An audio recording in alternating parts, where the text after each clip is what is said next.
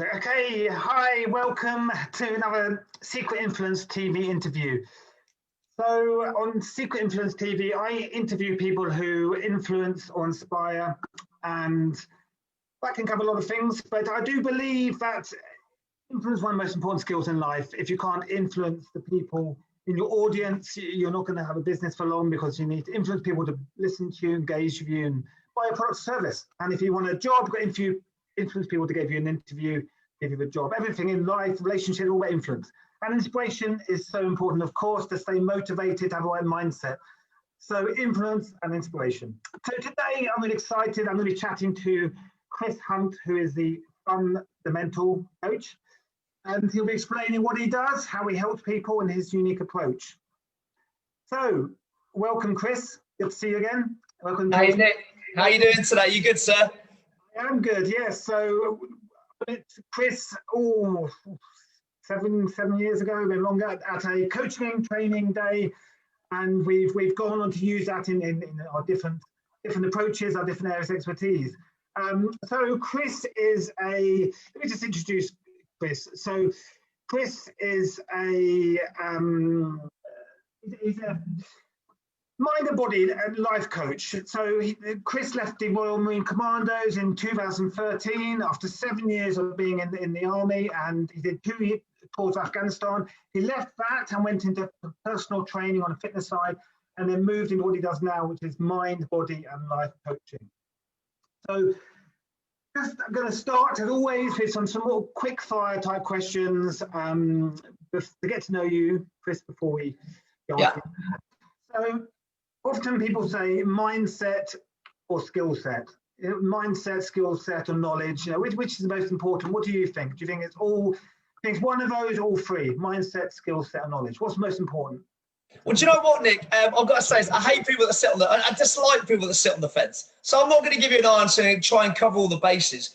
Obviously, all three areas are massively important. You've got to have the knowledge, clearly, because without the knowledge, you're never going to be able to learn to help others. With the skill set, you've got to have the mechanics. You've got to have the tools to do the jobs that you want. Sure. With mindset, hey, look, I'm a mind, body, life coach. I'm all about the mindset. So if I had to pick one of the three, I think it's mindset, because with skills, if you've got the skills, you can get the jobs done. But when your mind isn't in the right place, I just think it has such a more got a higher impact on it. So for me, if you're going to call me out on it, it's going to be mindset all the way.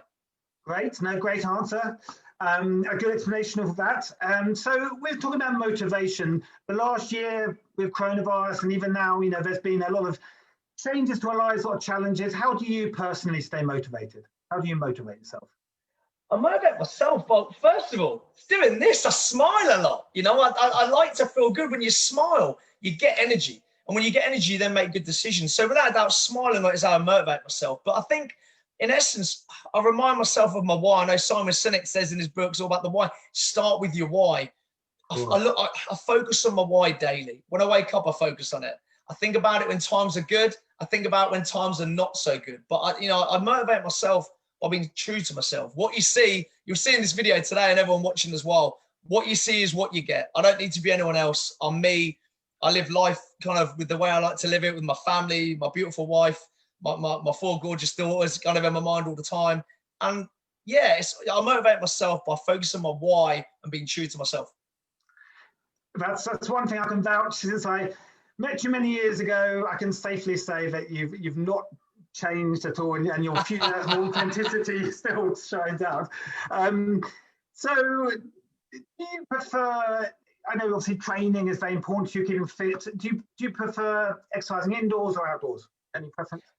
Well, you're talking to an ex-Marine here, right? So if I said I love the indoors, I know there'd be a few people watching it going, oh, are you sure about that? Look, I love indoor training. There's certain benefits that indoor training gives you. There's certain things you can only really do indoors. But I love being outdoors. At the moment, especially with the lockdown, there's nothing happening inside my unit at the moment. So everything's online or outdoors. Now, I could say, well, I don't need to lie. Everyone prefers training outside when the weather is hot and it is absolutely gleaming. So clearly, I love training outside when it's sunny. But I like training in both environments. Indoor, outdoors, you'll find me everywhere. I love it. Sure, that's good. You're adaptable. Yeah, too. Who in your life do you think, who in your life has influenced you the most, or is there someone you admire the most? Good question. Very good question. I always like to think my dad. And me and my dad are actually very different.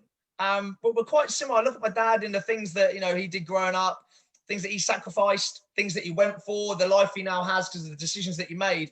And I look at my dad quite a bit, and he's definitely a high influencer. I think the classic examples, you know, Tony Robbins, Robin Sharma, in terms of influences on me now, 100%. I'm a Liverpool fan, so of course I've got to say Stevie Gerrard. And actually, I like watching films, so certain actors with their whole demeanour inspire me. But to be honest, I've got lots of influences from various areas that I like to kind of pull upon for various skills and knowledge when I need them. Yeah, no, very true. I mean, I think in life, you know, we're influenced by all the time by people, and it can be depending on the situation. You know, it could be a friend or a family member, or like you say, it could be someone never going to meet. You watch a film and something they do inspires us. My next question for you, Chris, is there a particular, I mean, everyone has challenging times in life. Your life is ups and downs. Is there a challenging time in your life that you had and a lesson you learned from it? Is there something? Yeah, there's been a few times. I think a core one that I could easily pull upon right now in answer to your question would be when I came back from Afghanistan. Actually, 2 times. When I went to Afghanistan the first time, bear in mind I was a bit younger then. First ever time being away from my family. You're going away for 6.5 months. You've never experienced it before. I've got to say, of all the feelings and the emotions I've had in my life, I'm only 37, but the emotions I've had in those times, it's hard to replicate that feeling the night before I went to Afghanistan, without a doubt. Unless you've done it, you'll never understand it. It's very peculiar. So that's one of them. And then the second one was probably coming back, and I laugh about this, because what you find, and anyone that's military, anyone that's watching this or has been away for a period of time, when you come back, you realise you weren't missed as much as you think you were. People get into their routines, and you become a bit of a spare part, per se, when you first get back. So I think going to Afghanistan and coming back, those kind of transitional periods are unlike most things the average person goes through. So for me, it's those 2 situations. I can imagine, as you said, you know, adapting to a massive change from moving here to Afghanistan and back again. Do you think that's taught you a certain ability to adapt to changing situations in your day, you know, in your life? Yeah, I think so. I think there's only certain ways you can learn, like robustness and resilience. And like I said, at the moment with COVID and lockdown, I fully sympathise with people when Christmas was impacted this year. Nick, I'm sure maybe your Christmas was impacted as well. But then I remember on my first tour was a winter tour, and that winter tour went away from September to March. So that year, I wasn't here for Christmas anyway. I wasn't in the UK for Christmas anyway. So even though I love Christmas, you'll find me, hey, I'll challenge anyone watching this, you will not find anyone more Christmassy than me. I love it. But at the same time, yeah, there's certain things that just build those skills. And I think without a doubt, the way I've developed now, personally and business-wise, you know, there's a classic saying, and you might have heard this before, especially with the Marines. You can take the boy out the Marines, but you can't take the Marines out the boy. And for every Marine, a lot of military that I know, it's so true. Okay, no, I can imagine something, especially 7 years, is going to have a lasting effect on the way, you know, the rest of your life. Just last quick question: winter or summer? Very easy one. You a summer person, or any preference at the time of year? And it makes no difference. You just adapt to it. Again, I said one thing when I was going to come on today, Nick. I said there's no way I'm sitting on the fence on any answers. I refuse to do it. So I'm going to put it out there. I love wearing vests, so it's got to be the summer. I love the winter, and if our winter had more snow, then that's great. But I've got to say the summer. Get me in a vest and shorts all day long. I think probably most people would agree with you, especially in the English winters aren't very good at best times. So I know family is, you know, important to you, and you have, is it 4 daughters and your wife? Yeah, I'm outnumbered. For everyone watching this, I live with my wife, Emma, and I've got my 4 daughters. So we've got Summer that's 12, we've got Sienna that's 10, you've got Sophia that's 6, and then the youngest, the little baby. I say the baby is Bella, coming on 19 and a half, 20 months now. Oh, very young. Do you feel being surrounded by so many females has helped you understand, you know, I don't know, understand females better, or like, you know, because some people say if they're brought up in an all-boy household, then when they get to, you know, start meeting females to go to school and that, you know, they struggle. So you used to have male environment. You think there's, or do you just think when you get this weekend, you want to spend time with more males? Well, I always joke, Nick, that the reason why I do train some females, but most of my client base are men. Maybe that's because I'm surrounded by females at home. You've got to be careful when you give this answer. Sure. Without a shadow of a doubt, you go from the Marines, which was an all-male environment. Of course. And now I live with my 5 females. Now, I don't care, again, I don't care what anyone says. Anyone that lives with, all females, it does change you. You do get a little bit more, should we say, your emotional side gets increased a little bit. When you're doing plaits and pigtails and surrounded by pink and watching various, it does, I would say, it brings out a certain side to you. So yeah, I think without a doubt, I think I've got a more slightly sensitive side that can come out every now and again. But who knows? I think only women can be the true judge of that, right? Yeah, I'll have to speak to your wife. So, I think, definitely something about if you're connecting people, it's like empathy and establishing rapport, and we do that by relating people on their level, whether it's a 5-year-old daughter or your wife. My next question is: so we met on a coaching day many years ago. How do you describe your approach to coaching? And also just share how you help people specifically of what you do. Again, how long have we got? I could talk to you about this stuff for hours and hours and hours. I know we haven't got that. The easiest way to say it, Nick, is I love it when someone comes in and that first session, whether it's online or at my unit or outdoors, is finding out that point A. And it's not just about, and I say this from the bottom of my heart, it's not about looking what's wrong. It's about looking what's right and what's brilliant, and then the areas that also they need a bit more improvement. And then it's what I love about coaching is you take that person from there to there. And some people, it happens in a short space of time. For some people, it takes a little bit longer, but allowing that journey. And I think when I was in the Marines, again, I always should take a few of the lads under my wing a little bit, maybe because for the younger lads that came through, I like that whole development side of things. Being a parent as well, it does give you that little skill set. But I love the aspect of coaching where people come in with a whole host of situational factors going on. And I say factors, not issues, because they're not issues. They're just things that need to be worked on. And you help them move forward, and then they grow and they blossom. Then you learn at the same time. Then you can use those skills with another client. And it's a two-way thing. Coaching is not a do-to, it's a do-with.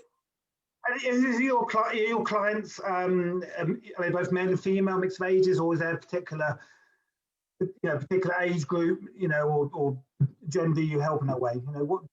What sort of clients do you help? Okay, so who I target and who I market most of my work with is men over 30. Not necessarily parents, they have to have children.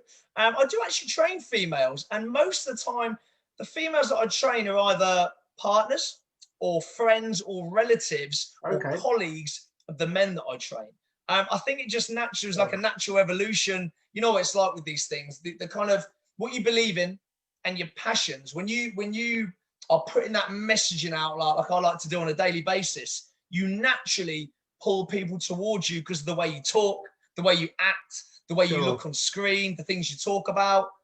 So yeah, I mainly work with men 30 plus, not necessarily parents or non-parents, but most of them are either, and I say it quite clearly, time deficient or priority deficient. They got loads going on and they're trying to squeeze too much in. So we work on that. Or actually, they're doing a million things and they use the word priorities a lot rather than priority. If it's a key priority, there's one, there's not loads. Interesting, I like it.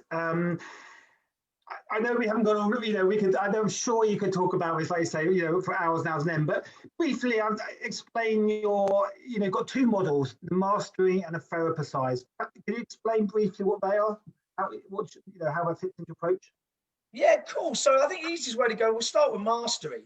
It's a model that, to be honest, any client with any goal, like we could do this now. If we were doing like a consultation, we were in a chat, I'd go through all those pillars, but just in essence. So it's mastery. M is your morning routines. Okay. So what's working for you? If you've got a routine, a lot of people don't even have a routine. Their routine is wake up, have a coffee, have your breakfast, fly out the house. And then they wonder why they're not necessarily in the best place because their life's almost causing them to do things rather than being in control. So M is your morning routines. What's working well? What's not working well? What could you do? A is acknowledging that diet is key. Again, no matter what your goal is, what you put in your body is essential. So are you putting good quality food? What's the regimen? What's the structure that you're doing? You've got to acknowledge that diet is key. S is your state of mind. Without a doubt, look, you probably get this from watching this video now. I'm all about that. This amazing part of the body, which so much goes on. So state of mind. What are you doing to train your mind at the moment? You know, you might spend 5 hours in the gym a week, but how much training are you spending on that? Which, in my opinion, is the most important area of the body. So S is your state of mind. T is your training, fitness training, mental training. You know, what can we do to help you move forward in terms of your fitness? Whether that's a gym program, whether that's a running program, whether that's giving you some tools, working on the brain as well. So T is training. E is your environment. So if I was talking to you now, Nick, let's say we were doing a consult, I'll be asking you, what in your environment at the moment is working well? You know, what's working well at home? What maybe needs a bit of work? What's working well at work? What needs a bit of work? What about socially? It's your environmental things that when you go for it, you can really pinpoint important areas within the different environments. That's your E. R, rest and recovery. Now I'm going to say something now. Out of all of my pillars, it's probably the one I need to work on the most is sleep and stretching and things like that, because I don't do enough of it. Even though I preach it, I should do my sleep a little bit more. But sleep is so important. I ran an event, which I'm sure we're going to speak about in a little bit. Yes. And we had a sleep doctor, Dr. Lindsay Browning on it. Unbelievable, lovely lady, knows her stuff. And the fact is, most people know that sleep is important, but we're very deficient in it. So again, I should practice that a little bit more. But you know, rest and recovery is the R, and then Y is the most important one of them all, and it's you. Nice. What makes you tick? So ignoring the fitness goals, ignoring the state of mind, ignoring the morning routines, what makes you tick? And if you're doing it currently, great, let's do more of it. If you're not doing enough of it, for example, let's say films is your bag. You love watching films. And then I say to you, what was the last film you watched? And you go, I couldn't tell you. I'm going to say to you, we need to get that ingrained in your lifestyle somewhere. But the why for me is the important one. I think a lot of people just don't do enough of the things that make them happy and make them feel content. So that's my mastery model. I love it. I use it with all my clients. The THERAPYCISE model is an anywhere, anytime philosophy of working your mind and your body together. So it almost forms part of the mastery. The mastery and the THERAPYCISE kind of work quite well together. And in sessions with THERAPYCISE, there may be some mental work. And then 2 minutes later, we're doing some supersets with some weights. And then we'll come on to some affirmations. So it's almost doing both in one, rather than saying, hey, let's do that today. I say, do you know what? If you know that's important, and you know that is important, let's not treat them separately. Let's bring them in at the same time. And that's THERAPYCISE. Do you think, because you said, some of these things, we know them, but if we know them, why do we do them? And that's a classic thing, isn't it? So do you think there's a bit of an accountability thing that coaches are there to sort of to push us and check on us and say, look, have you been doing this, what we talked about, to keep them on track? Then there's a bit of accountability thing. It's not just teaching new methods. It's also just sort of that sort of accountability to make sure that's being pulled by coaching. Oh, 100%. And I say this to everyone that I personally coach. Most good coaches that I know have some form of coach themselves, or they go on a course to learn, or they have, should we say, other experts and coaches that they pull knowledge from. It's all about accountability. It's all about learning without a doubt. And I think, again, like I said at the beginning, every client is different, but there's one thing that I try and offer every single one of my clients. It's a bit of accountability, completely honest accountability. If you're honest with me, I'll be honest with you. And if you have that, you can move forward. But I think, accountability, motivation, inspiration, education, they're all important. But I think accountability is just one of those things. We all need a little bit of it. And, if I had 100 people right now, I'd say, put your hands in the air. For everyone that doesn't think they need accountability, put your hands down, right? And I guarantee every hand would still be up. Okay, no, glad we agree on that one. Looking at some of your challenges, we talked about earlier. You said you've run 200 kilometers for 30 days. I mean, that's quite incredible. Are you someone who likes challenging yourself? And if so, do you have another challenge ahead? Do you have something else planned? Oh, great question. So yeah, last year, what you're referring to, last year, you know, I always I like my training. I like my weights. I like my cardio. I like everything. But then last year, did a couple of running challenges. So one of them was we had to run 200 kilometers in 1 month. Okay. You know, there was a few of my mates that was doing it, a couple of clients as well. And it averaged out about 6 kilometers a day. Some days was more, some was less. And then after that, I did 100 kilometers in 10 days. So you had to do 10K every day for 10 days. I love a challenge. I love the fact that when you have a challenge, even when you wake up and you're a bit, oh man, my legs are tight today.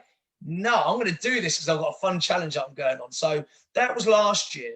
In terms of this year, it's I'm sure you've been speaking to a lot of people yourself, Nick. I think something I've always wanted to do, and I kind of had it labeled for this year, was the Devices Westminster Canoe Race. Okay. 125 kilometers. I think it's 77 portages, I believe. It's pretty tasty. Wow. Now, that was something that's on my list that I wanted to do. I was looking at maybe doing it this year. Now, clearly, with everything going on, that's been canned for this year. But I think, yeah, I was chatting with a client about this the other day. I like the fact you've asked me this question. Because of everything going on, I'm almost trying to decide at the moment. I wanted to, you know, we'll speak about it in a minute. I hosted an event a couple of weeks ago. That was my big goal. I'm finishing my master's in psychology at the moment as well. And I always train. I love training. Like you won't find a day really when I don't do some form of training, right? But I haven't actually, other than Devices Westminster, which now has been canned until potentially next year, I haven't really thought about it yet because I'm actually just quite enjoying a bit more of a relaxed, a bit of a relaxed start to the year. But there will be a challenge, no doubt about it. And it may be another running. It might be another running challenge just because the benefits that you get from running are just pretty cool. I think also you obviously lead by example. You know, there's no, if someone's helping you become fitter or healthier in some way, you need them to lead by example. So clearly, by doing challenges, you know, you are doing that. Before we talk about your recent event, I talked about the why at the beginning. You know, it's not what you do in life; it's a why. And if you don't have a strong enough why, you won't achieve your goals in life. What's your why? Good question. I've been banging on about my why earlier. I'm going to have to explain it a bit now. My why. Now, anyone that knows me, anyone that works with me, anyone that sees my social media will see that my wife and my kids are hugely important. 100%. A big part of my why is my family. I love being the best version of myself for them. I love doing things to help them. But I'll be honest with you, one of my big whys as well is me. You've got to be selfish with it sometimes. I like working on myself. I like, you know, running events. I like doing stuff like this. I like learning. I like reading. So I think my why, I've got two whys. One is an intrinsic internal one, which has just been the best version of myself. And you don't need anyone to tell you when you're happy. You don't need a survey to tell you when you're happy. You don't need a chart to tell you. You just know when your body is all singing or dancing. When your mind is all singing or dancing. So part of my why is me, and without a doubt, you know, being a family man, you know, my 5 ladies, the other why is helping them be happy and healthy in a non-materialistic way, you know, and if I can deliver that on both of them, I'm a happy man. Excellent. No, great answer. And now we're going to talk about your big event, so Ripple 21. I mean, obviously tell us about, you know, what it was, people don't know. How did it come about? And also, you know, is it something you're planning to do again in this, you know, more events like this? So yeah, start with, what was Ripple 21? If you don't know. Cool. So yeah, Ripple 2021 was the event. It ran on the 9th of January and it was 8 in the morning till 8 at night, fully immersive, you know, non-stop. And we had 22 coaches. You know, name a discipline we had it. We had a boxing coach. We had a doctor. We had a nutritionist. We had myself. We had a Bhangra size instructor, Rajiv Gupta, absolute legend. What a bundle of energy. We had, you know, we had Pilates, we had yoga, we had a wheelchair basketball coach, we had a functional coach, we had an outdoor fitness coach, we had, you name it. It was a day packed. And but the beautiful thing about this, Nick, and I said this to everyone before it happened on the 9th, there was no cost to this event. It was a completely free event. And what it came about was because I've always wanted to run an event, because you know what it's like with events. Sure. You can do the one-on-one work. You can do your social media posts, but when you can just run something for a lot of people, you know the impact that it then has. You know people are going to go home and be like, "Wow, that event was great," and they're like, and they put that message out. Yeah. And that's where the ripple came from. I thought, look, we're not going to be running a face-to-face event this year. Sure. Like, it'd be almost like financial suicide, right? Like, who's going to run it? But I knew I could do an online event. I thought, with everything going on with the lockdown the previous year, we didn't know at the time that we'd still be in lockdown Sure. on January the 9th. But I thought, what a great thing to do. We've had this year of lack of clarity, which you could call it. We've had a year of confusion. You've had a year of 1 minute people are getting pulled that way, then they're that way, then they're that way. And you've had this year where you're just lacking that consistent flow of information. And maybe people just needed that kick in the right direction. So I thought, let's get a load of coaches together, make it a free event. People can turn up, we'll publish an agenda, and there will be something for everyone on that call that they can take away. And you know what I'm on about with these things. You go on a course, you go, whether it's a 1 day, whether it's a 3 day, 5 day. And sometimes you've been on a course before, I'm sure you have, Nick, where you might be there for 2 days and you kind of heard a lot of it before in various forms. And there'll just be that tiny little nugget of wisdom that you just go, wow, I'm going to use that. And so the goal was, like I said, to get everyone on this call. Oh, and actually, even though it was online, Nick, it was all local people. So we could have gone further afield. But I wanted it that all the coaches, then let's say people had a major impact with it, they could then contact those coaches because they're nearby and maybe do some coaching with them, in the near future. But it was about causing a ripple. And if you can be happy and healthy and learn some pretty cool stuff and tactics and systems, you'll probably then tell your friends and your kids and your colleagues. And it's that ripple effect of kind of knocking on. And to say it was a huge success. We had, 270 attendees online. Brilliant. The engagement was brilliant. All the coaches, like I make the distinction, Nick, and I'm sure you know what I'm on about here. And for anyone watching this, I'm sure you will. You can turn up and you can show up. Turning up is easy for an online event, right? You turn on, there's a registration link, boom, right, here we go. Sit there, done the event, I'm gone. But when you show up, you deliver. So the speakers all delivered, like great content, passion, wisdom. But better than that, and what I loved about it was that every attendee, I mean, honestly, Nick, this will make you laugh. The amount of people you would not believe that turned up and were like, look, Chris, I was probably going to see, for example, you speak, and I wanted to see, Lisa, the Pilates teacher, and I wanted to hear the sleep doctor and the nutritionist. I wanted to hear the comedian at the end. And I was going to dip in and out of it. But my partner was going, you're going to come off. You didn't say you'd be on it all day. And people were staying all day non-stop because it was like, it was power half an hours of content. And to sum it up, people showed up, they embraced it. And hopefully we've created these ripples in our local community that will then kind of go further afield. And it makes me think of a saying that it's not, when you go to an event, it's not, you don't remember what they tell you. It's what you remember, how it made you feel. So, if it's experience, so obviously that's the best feedback. If people don't want to leave, they stay in the break and they're chatting, and it overruns almost. Did you do the event because did you know a lot of people? Was it through connections, or did you find that having run the event now you've actually had some great new connections? I'll be honest with you. When I first started looking into it, I was thinking I had a couple of coaches locally that I do a little bit of business with anyway. So I might refer clients to them and vice versa. And then when you start looking at it, you're thinking, right, we're going to run an event to help people. So I could just look through my narrow view and go, these are the people that I help. But then when you start speaking to other coaches, like, well, have you thought about that? And I'd ask my clients and say, look, do you know anyone else that you think we know? Or is there anyone that you'd love to hear from that you know of locally? So you started reaching out, and then I thought, and then before you know it, honestly, these numbers were going up. And I thought we got, 12 hours, half an hour slots. But for me, it was about just connecting with loads of coaches and putting the message out there. Now, don't get me wrong. With all these things, there's always a commercial aspect to it. So if you can get some business out of it post-event, that's brilliant. But I think the beautiful thing was, it was just about content. It wasn't about selling. It wasn't about selling something you've got. It's about saying, look, this is what I know. This is what we can help you with. And if you do this, I promise you'll have a better life in 2021. And that's what happened.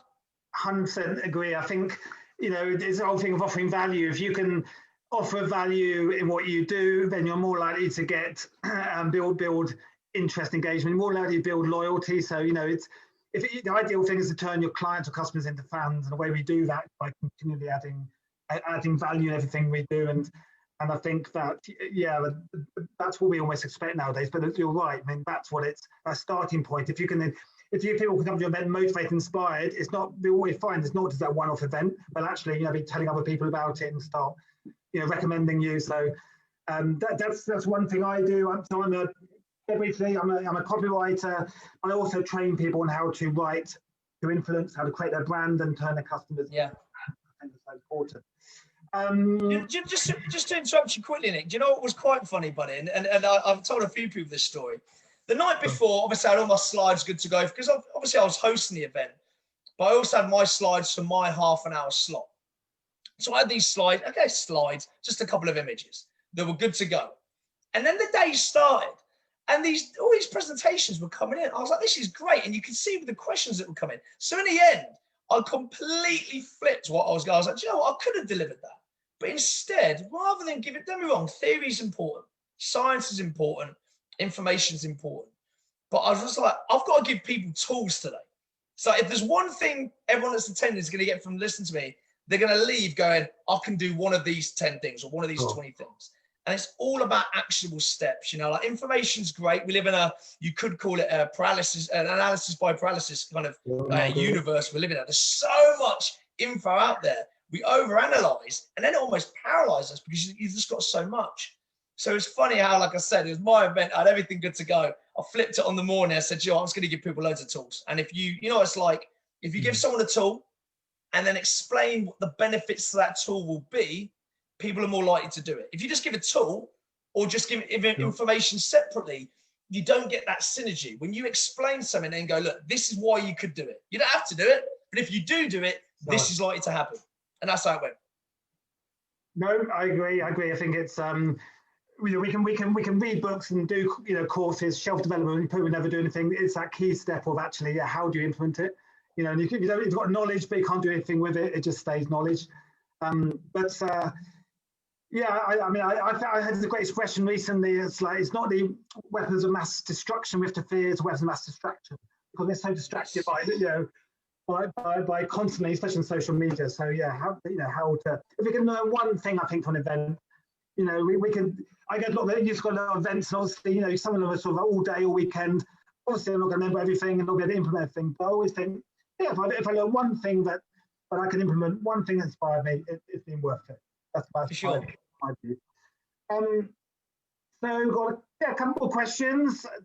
The next one is, so one thing I'm fascinated about is psychology. Why people do certain things, why they make certain decisions, and how you can influence others positively. How do you? So obviously, in what you do, Chris, you obviously have to influence people because you've got to motivate them. How do you influence your people you work with? Is it by motivating? Is it by understanding their needs? How do you influence people? It's a very simple answer, actually. And again, it comes down to this simple phrase. And if you're watching this live at the moment, or even further down the line, just take out a pen and paper quickly and write this down. Or if you've got your phone to hand, write it down. Be the change you want to see in the world. So my method of coaching is I look at the things that make me feel happy and make me healthier, and what I get feedback and what I learn elsewhere, and then I put it out there. So I do this little thing, and I don't know if you've seen it. Have you seen my Instagram reels in the morning? I'll see a couple. Okay, so look, my wife and my kids laugh at me for doing this. Every morning, I just record a little audio, so it'll be a song, and I just dance in front of the camera, and I have a bit of a laugh and a smile. Why? Because it costs nothing.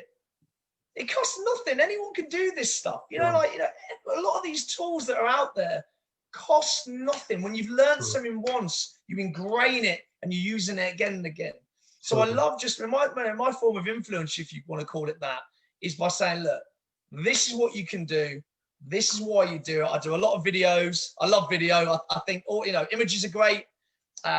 Posts are great.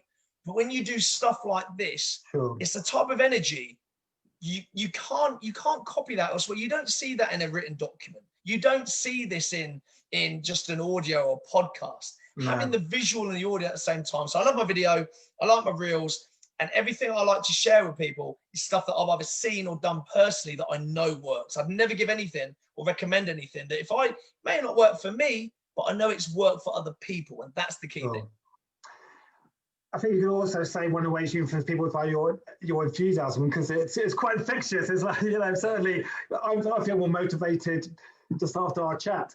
I could genuinely, you know, chat to you for hours, Chris.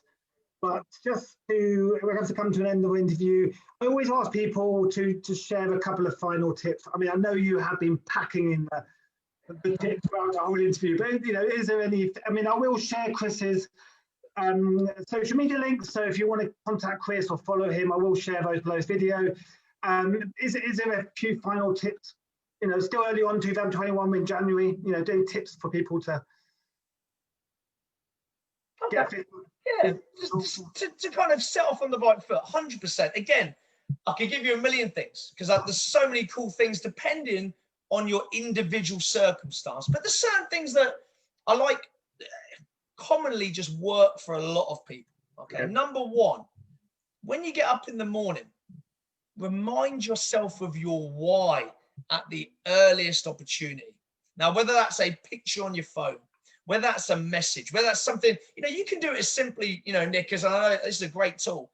When your alarm goes off, don't just have alarm 6:30 on your phone.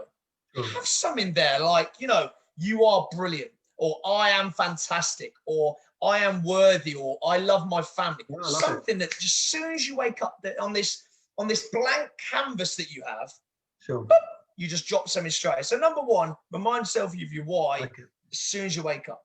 Two, and you've probably seen it a little bit during this video, smile. I'm not going to go into the science of it. Hey, look, I'm sure you've had people talk about the science of smiling before, right? You could speak for hours about it. It's when you smile, it releases this whole host of chemicals and compounds in your body that make you feel good. If you're smiling a lot, that's great. Keep on doing it. If you're not, go out and find some ways to smile. Experiment. You know, don't be afraid of doing things and it not making you smile. Sorry to go off course a bit. I have a laugh with my eldest. I got her into smoothies. I said, the best thing you can do is have loads of smoothies you don't like, because the ones that you don't like, you'll find out what you then do like. So, you know, try things, experiment. Don't be, you know, scared of doing something you won't like. All right. So 2, smile. So first one, second one is smile. Third one, the simplest one out there, and most people do not do it correctly. Drink enough water. Like, our bodies are 70% water. So if you're watching this again, you're probably thinking, okay, Chris, cheers for that. Great tip. How much do I need? A really good way of looking at it is for every 23 kilos of body weight, you want to be drinking a litre of water. All right. So if you're about 75 kilos like I am, that's 3 litres of water a day. Most people, there's a lot of people that are either struggling with fatigue, muscle sores, just don't drink enough water. So just try and drink some. And I know it sounds simplistic, but I'm sure you'll agree, Nick. Half the time, the simple ones are the best, and most people don't do the simple ones. So there's my 3, without a doubt. Brilliant. I love it, Chris. They are 3 tips that anyone can do. There's no excuse. We can all smile more. We can all drink more water. We can all set our alarm and start a day positive with a simple positive message. So no excuses. So Chris, it's been great to chat to you. And if you've enjoyed the video, Chris, you feel a bit inspired, learned something, feel a bit more energized, then subscribe to this channel, because I interview people like Chris who they inspire people, you know, they motivate people through what they do in life, or they influence people positively. So if you want to see more interviews, subscribe below. And Chris, keep you posted what you're up to, and yeah, we'll hopefully catch up soon. And thanks for your time. Man, thank you very much for having me. It's been a pleasure. Okay, cheers. Take care.